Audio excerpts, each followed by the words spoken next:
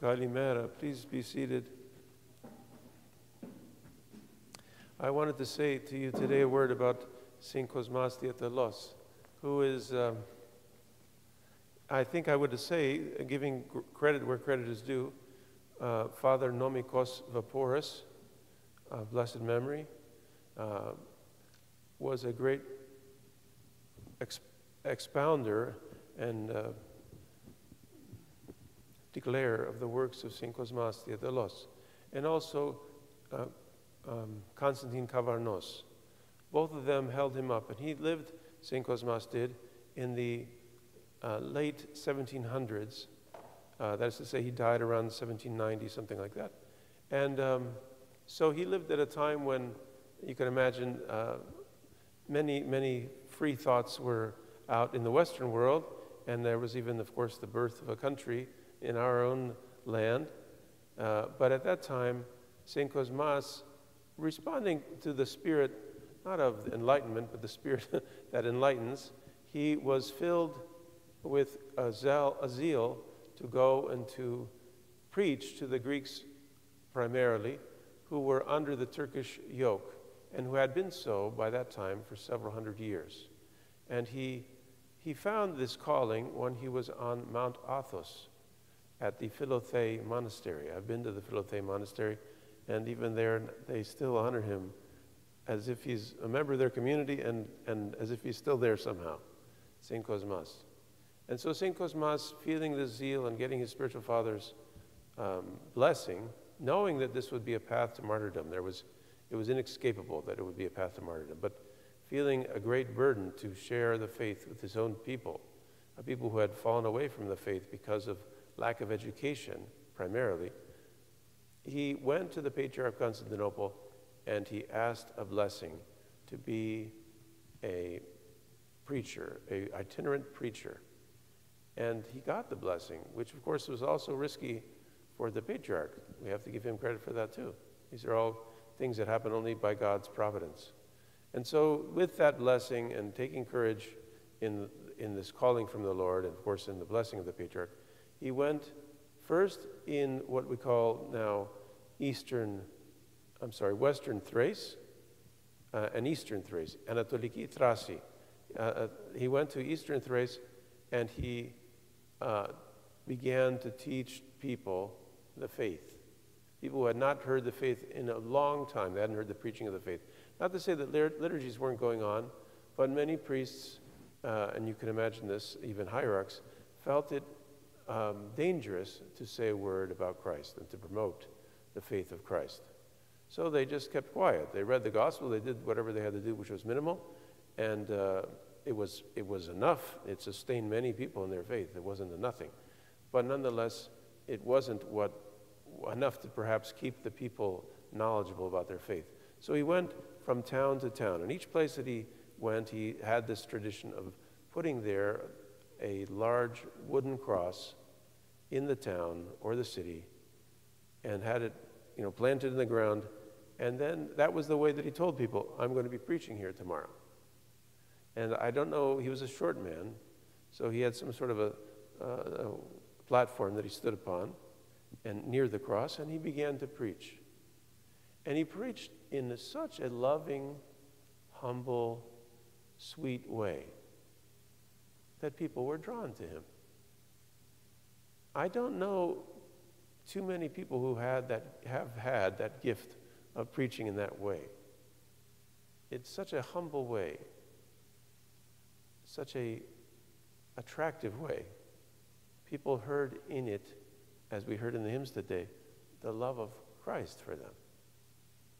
And so, although he could have disciplined them for their, having fallen so far away from the faith and its practices, he didn't do that. He just spoke to them as if they were children who didn't know better, and he taught them, slowly, the faith. And he told them again to fast on Wednesday and Friday, a thing that they hadn't been doing for a while. And he told them, of course, other aspects of the faith to keep, which they hadn't been keeping. And he also told them, not to work on Sundays, something simple like that. Don't work on Sundays. Let that be a day for the Lord. And he told them, also to care for the poor. It was very important to him that the people took time to care for the poor, because of course the Greeks, living in a very low economic situation under the Turkish yoke, a few had businesses and were able to kind of progress to some degree, but not too many of them. So there were enough people, that needed care, and no one to care for them. The government wasn't going to do it unless they converted to Islam. So the only way to do it was to have the Christians care for each other. So he told them to do that. He taught them to do that. He taught them in the most beautiful way. He said to them, as an example, one of his sermons, he said, brothers and sisters, is it good or not good to care for the poor and to clothe those who are naked? They said, it's good, bravo, good idea. He says, I agree, blessed are you that you said that. What a blessing that you said that. He says, what about this boy Yanni? Yanni doesn't have any shoes. Do you think Christ wants us to clothe him? Yes, Father, Christ wants us to clothe him. So then he looked at Joseph there. He says, Joseph, do you think it's a good idea that Yanni should have shoes? I do believe it. He said to the Saint Kosmas. And so he says, bravo, Joseph, that you said those words. Will you now get him some shoes? Would you do that? And he said, yes, Kosmas, I will. And he became, and he said, not only are you blessed, you're thrice blessed. And so in this sweet and gentle way, he encouraged the one person to care for the other. And he did this everywhere he went. But that wasn't the only thing that he did. Of course, those were major parts of what he did. His sermons didn't last for 5 minutes. They were, hours long. But the other thing he did was to encourage people to start schools. The Turks didn't give education to our people because they didn't want us to be educated. So in order to be educated, we had to make our own schools and at risk to ourselves. So they called them the cryptoscholi, or the secret schools. Many of the schools could operate openly, but also many operated in secret. And so St. Kosmas said, you have to start schools. And by the end of his preaching, some 200 schools were established all over, from northern Greece, Macedonia, Albania, and of course, in Greece. The other thing he did, which I guess some people consider controversial, if you look him up on Wikipedia, he tried to discourage the Greek people living in those areas from speaking anything other than Greek. He wanted them to recover their Greek language and Greek heritage. And those who criticized him, I think, missed the point. The point was, if they didn't have a knowledge of that Greek language, they wouldn't have any way to stay rooted in their faith. It was too easy to be absorbed by the other faiths around you. So he encouraged people to speak Greek. And what language did they speak at that time? A very simple, what we call now, Demotic Greek. So even historically, for the Greek people, he had a tremendous role to play because he encouraged people to speak in the Demotic tongue. But he also encouraged them to learn the ancient Greek as well. There was no Katharevos at that point. That came around later. But anyway, so people were once again speaking the Greek language, or at least trying their best. And so you say, well, how did he avoid all those years being singled out by the Turks? Didn't they see him as a provocateur? Well, they somehow didn't, because everywhere he went, first thing he did was he went to the Pasha of the area, and he got a blessing to teach. And the things that he taught mostly were very innocuous from the perspective of the Turks, which were to love your neighbor, to fast Wednesdays and Fridays, not work on Sundays, and so forth. Things like that. They were very simple. But on occasion, there were some people who were offended by his preaching, and especially those who had their businesses on Sundays. And so they did speak against him to the Pasha, Ali Pasha, and ultimately, I don't know if they bribed him or what, but he was murdered, because Ali Pasha actually loved him quite a bit.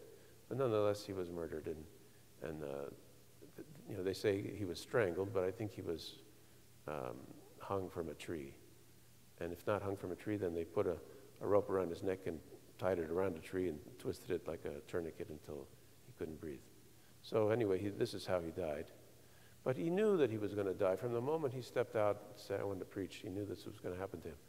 But what happened is, yes, he did die, but he left such a heritage that the Greek community owes him a tremendous debt of gratitude. Like we think of America owing a debt of gratitude to George Washington, for instance.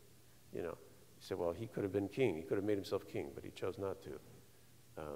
He chose to pass on that, even though they asked him, we want to make you king now that you had this wonderful military victory. We want to make you king. He said, no, no, no. That's not the kind of country we're establishing. Well, Kosmas laid the foundations for a resurgence of the Orthodox faith. So, of course, the Greeks have a debt of gratitude to him, but also all the Balkans have a great debt of gratitude to him. And then, therefore, we who are their inheritors of their faith, we also have a debt of gratitude to him.